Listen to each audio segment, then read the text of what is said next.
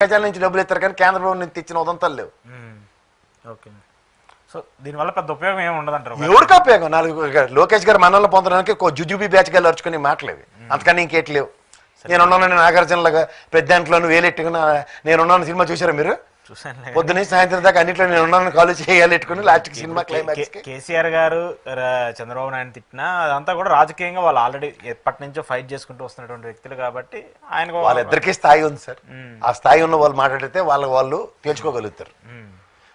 Okay, so వీళ్ళందరూ మళ్ళీ మధ్యలో గెలకడం వల్ల అది ఇబ్బంది అవుద్ది అంటారు. ఆల్రెడీ ఇక్కడ జాతీయ హోదానే కోల్పోయింది సార్. అట్లీస్ట్ సెకండ్ టర్మ్లో నిలబడి 2 స్థానాలు గెలిచి గౌరవమైన దక్కించుకున్నారు. మీకు తెలుసో తెలీదు. తదనంతర పరిణామాల్లో నిలబడ్డానికి కూడా ధైర్యం చేయలేదు. అప్పుడు లేదు, అప్పుడు మొన్న ఎలక్షన్ అసలు పోటీ చేయి, ఈవెన్ జనసేన అన్న పోటీ చేసింది కానీ వాళ్ళైతే పోటీ చేయలేదు. సరే, ఇంకొకటి ప్రసాద్ గారు, న్యాయ వ్యవస్థ మనం భారతదేశంలో చాలా సగర్వంగా తలెత్తుకొని చెప్పుకునేటువంటి, ఇప్పుడు ఏ మీడియాను నమ్మినా, పోలీసులు నమ్మకపోయినా, ప్రభుత్వాలు నమ్మకపోయినా, ప్రతి ఒక్కరు కూడా సరే కోర్టుకు వెళ్తే మనకి న్యాయం జరుగుతుంది అనేటువంటి ఒక నమ్మకం ఉంటుంది, ఒక భావన ఉంటుంది. అలాంటిది ఇప్పుడు జరుగుతున్నటువంటి న్యాయ వ్యవస్థకు సంబంధించినటువంటి కొంతమంది వ్యక్తులు చేసేటువంటి అంశాలు, ఇటీవల ఒక జడ్జింట్లో దొరికినటువంటి డబ్బులు కావచ్చు, ఏంటి సమాజం వాళ్ళ మీద నమ్మకంగా ఉంటున్నప్పుడు ఇప్పుడు కూడా ఇలాంటి జరగటం ఏంటి? ఇప్పుడు యశ్వంత్ వర్మ గారు అనే ఒక జడ్జి గారు, అత్యున్నత న్యాయస్థానం. నేను ఒక విషయం చెప్తానండి, భారతదేశంలో ఈ రాజకీయం అన్నది ప్రజాస్వామ్యంతో ముడిపెట్టి మహానుభావుడు అంబేద్కర్ గారు రాసిన రాజ్యాంగంలో ఆల్రెడీ మనం ప్రజాస్వామ్యంలో ఒకసారి రాజారెడ్డి రాజ్యాంగం, ఒకసారి ఎర్రబుక్ రాజ్యాంగం అని ఈ దరిద్రం అంతా భరిస్తున్నాం. ఇక్కడ మనని పరిరక్షించే వ్యవస్థ అత్యున్నత విలువలతో ఉన్న న్యాయ వ్యవస్థ. ఇప్పుడు ఎవరో ఒకళ్ళు తప్పు చేశారు, రైట్ చేశారు, దీని గురించి మాట్లాడేంత స్థాయిని అది కాదు.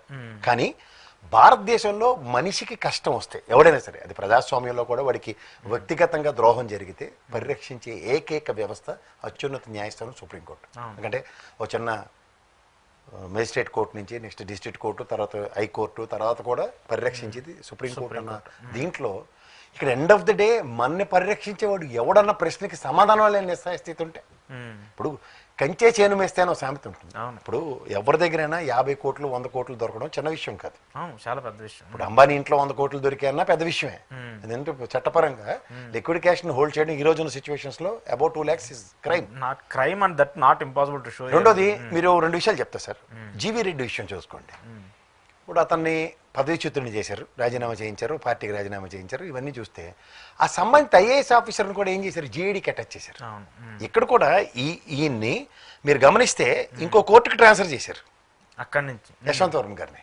ఇప్పుడు ఆ కొలీజియన్ సిస్టంలో ఇంకో కోర్టుకి ట్రాన్స్ఫర్ చేయడం ఈజ్ నాట్ ఎ సొల్యూషన్ కదా.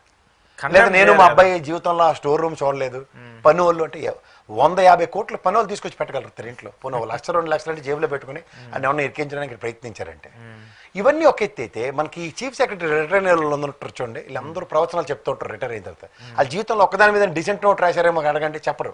లేదండి ఆ పరిస్థితులు, రాజకీయ నాయకులు ఒత్తిళ్లు మీకు తెలియవండి అని మనం దబాయిస్తారు.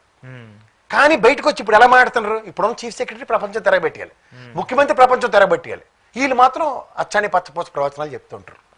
అలా మనం సిబిఐ కూడా మీరు గమనిస్తే జగన్మోహన్ రెడ్డిని లక్షల కోట్లని అపవాదులు వేస్తుంటే అశ్వత్థామ తగలగా జేడీ లక్ష్మీనారాయణ గారు బయటకు వచ్చి అంత 1650 కోట్లేనండి, అంతే పెద్ద ఏం కాదండి, అందులో అంత క్రిమినల్ అఫెన్సెస్ ఏం కనబడలేదండి. అంటే పొలిటికల్ క్లస్టర్స్లో మనుషుల్ని ఎలా చేయాలన్న దాని మీద వీళ్ళందరి దగ్గర according to their whims and fancies ప్రపంచాన్ని, ప్రజాస్వామ్యాన్ని నడిపించేస్తున్నారు.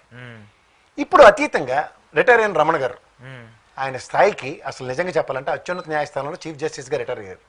ఆయన ప్రజలకి న్యాయ వ్యవస్థ మీద నమ్మకం సన్నగిలుతుందనో స్టేట్మెంట్ ఇచ్చారు డెలిబరేషన్. దాని బదులు ఇలాంటి విషయాలు వచ్చినప్పుడు, గతంలో ఒకసారి జడ్జి గారి ఇంట్లో డబ్బులు దొరికే బాత్రూంలో పట్టుకున్నారు, ఇవన్నీ జరిగినప్పుడు సస్పెన్షన్స్ ఉదంతాలు ఉన్నాయి కదా. ఇప్పుడు రెండోసారికి ఇది రిపీట్ అయినట్టే కదా. ఇప్పుడు ఒక సిట్టింగ్ జడ్జి గారితో దాన్ని నిజాలను బయటికి తేల్చమని, అంతేకాని మున్సిపల్ వ్యవస్థ ఇచ్చి తర్వాత కాలిపోయినవన్నీ ఆ ఫైరెస్ట్ అథారిటీస్ వాళ్ళు వచ్చి డబ్బులను మాకు తెలియదని దబాయించి ఆ రోజు నోట్లు కట్టలు కాలిన నోట్లతో వీడియో ఫుటేజ్లు ఉన్న దగ్గర ఎందుకు ఈ కాంట్రడిక్షన్స్? ఇప్పుడు చట్టం ముందు అందరూ సమానమే అని చెప్పినప్పుడు వాళ్ళ చట్టానికి అతీతంగా ఎవడమట్టుగాడు ఎలా కావాలంటే అలా ప్రవర్తిస్తున్నప్పుడు, ఇంత సబ్జుడీస్ ఉన్నప్పుడు ఒక ఐటీ డిపార్ట్మెంట్ కానీ, ఈడీ కానీ, సిబిఐ కానీ ఇలాంటి వ్యవస్థ ఎందుకు ఇన్వాల్వ్ అవ్వలేదు? వాళ్ళు ఏమైనా మానవాతీత శక్తులా? ఓకే, ఆయన నిజంగా వర్మ గారు సత్యశీలుడు అవ్వచ్చు, ఎంక్వైరీ కాల్ చేసిన తర్వాత సిట్టింగ్ జడ్జితో, ఎందుకంటే రిటైరింగ్ జడ్జిలతో దమిడి ఉపయోగం లేదు, they will be in the clusters of people around. ఈ జగవేగరింగ్ సత్యం ఇది. సిట్టింగ్ జడ్జి గారితో ఒక ఎంక్వైరీ చేసి దాని అవుట్కమ్తో ఇస్తారా, ఆయన వేరే కోర్టుకి ట్రాన్స్ఫర్ చేసేసి. కొలీజియం సిస్టంలో న్యాయశాఖ మంత్రి ఉన్నాడు, ట్రాన్స్ఫర్ చేయడం వల్ల ఉపయోగం ఉంటుంది నాకు అంటే acceptance indirectly, not accepting directly. What does it mean by? ఇప్పుడు అక్కడ ఆయన ట్రాన్స్ఫర్ చేస్తేనంటే అక్కడే కంటిన్యూ చేస్తేనట్టు ఏదైతే నా ఒకటే కదా. ఇప్పుడు దాని బదులు అంటే ఆయన తప్పు చేయలేదని సత్యశీలత మీరు డైరెక్ట్ సర్టిఫికేట్ ఇచ్చేస్తున్నారు. న్యాయశాఖ మంత్రి గారు ఎందుకు రియాక్షన్ లేదండి? మరి కొలీజియం సిస్టమ్ కూర్చోవాలి, చీఫ్ జస్టిస్ని కూడా రిక్రూట్ చేసి అంత స్థాయిలు స్థానాలు మాట్లాడేస్తూ ఉంటారు కదా ఒకసారి. ఈవెన్ మా హైకోర్టు మాకు విభజన ఇవ్వాలన్నా కూడా 100 మంది ఎంపీలు కూర్చొని తేలిస్తేనే కానీ మాకు హైకోర్టు దిక్కులేదు కదా.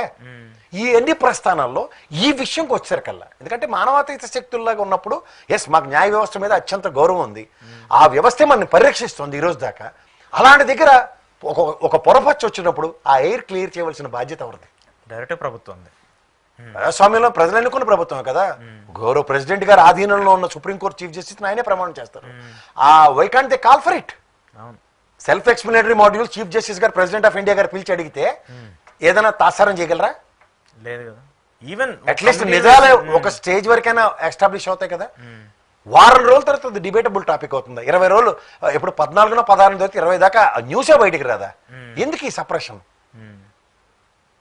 పొలిటికల్ అంబియన్సీ ఉంటుంది డెఫినెట్గా, ఖచ్చితంగా. ఇప్పుడు మాజీ జడ్జిలు ఇలాంటి వాళ్ళందరూ భరోసాలు ఇవ్వాలి కదా. అట్లీస్ట్ వాళ్ళు న్యాయ వ్యవస్థకు సంబంధించి మాట్లాడారు. ఇప్పుడు న్యాయ వ్యవస్థ ఆయన స్టేట్మెంట్ ఇవ్వకుండా గమ్మున ఉన్నారు అనుకోండి, మేబీ ఆయన కాలేజీలో పార్ట్ అండ్ పార్సల్స్. ఆయన ప్రజలకి నమ్మకం సన్నగిల్లుతుందంటే నమ్మకం సన్నగిల్లే పనులు వాళ్ళు చేసినప్పుడు, సిట్టింగ్ జడ్జితో ఎంక్వైరీ అయ్యారన్న స్టేట్మెంట్ ఇచ్చినప్పుడు ప్రజాదరణ ఎలా ఉంటుంది? ఖచ్చితంగా ఉంటుంది కదా. అది కదా కావాల్సింది. ఎందుకంటే ఆయన ఆ వ్యవస్థలో పనిచేశారు, ఆయనకు ఆ నమ్మకం ఉంది కాబట్టి ఆయన ఆ మాట ఇచ్చాడని భరోసా మాకుంటుంది. అవునట్టే కాదంటారా? మేబీ ద సిస్టమ్, ఆయన సిస్టమ్ ఇంకోసారి రివోక్ చేస్తున్నాడేమో అన్న భరోసా ఆయనకు వస్తుంది. ఆయన కరెక్ట్ చేస్తున్నారన్న ఒక ఇంటెన్షన్ అయితే జనాల్లోకి వెళ్తుంది కదా.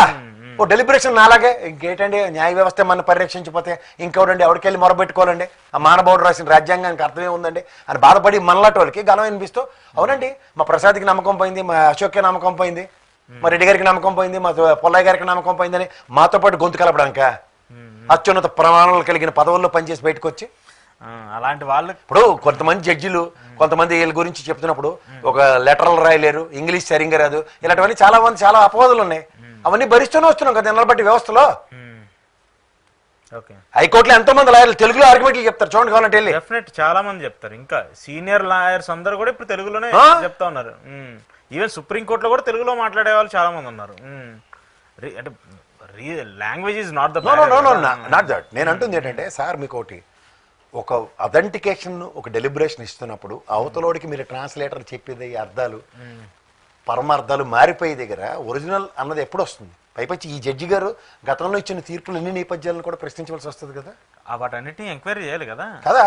అప్పుడే కదా ఒక సింగిల్ జడ్జి గారితోనో అవుతానో మీరు ఎంక్వైరీ కమిటీ వేస్తే దాంట్లోంచి ఒక అవుట్కమ్ డేరవే, లేదంటే ఇదంతా ప్రక్షాళించుకుంటూ కూర్చుంటారు సంవత్సరాల తరబడి.